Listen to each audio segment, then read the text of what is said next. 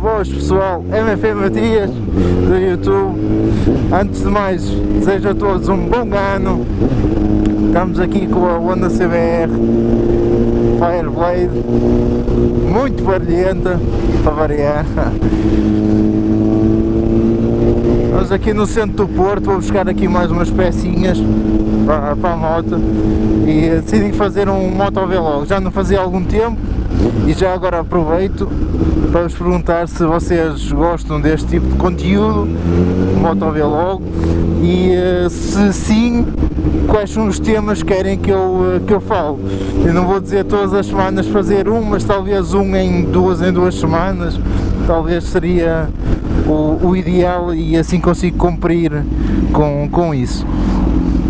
Também vos quero falar sobre o seguinte, deram-me uma ideia, vários pessoal já me mandou mensagem sobre por que não fazer um MF Matias Ride, ou seja, um passeio organizado por mim, onde pessoal fã e amigos se juntem, ou seja, fica a conhecer mais pessoal que não me conhece pessoalmente. Pensei também em entregar autocolantes, dar autocolantes também a algum pessoal e trocar ideias, verem a moto, a CBR e dar uma voltinha. Vocês gostam dessa ideia? Seria para fazer talvez na primavera, agora a temperatura está muito fresquinha ainda,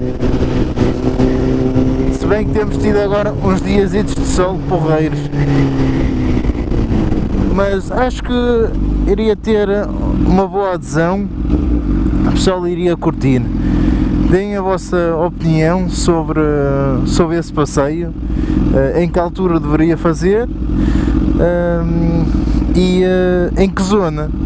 Tive uma mensagem de um rapaz do Algarve que também estava disposto a ir mesmo do Algarve fazendo esta viagem.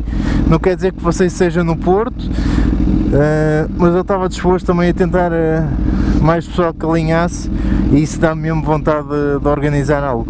Ok pessoal, videozinho curtinho, só para vos dizer essas duas coisitas.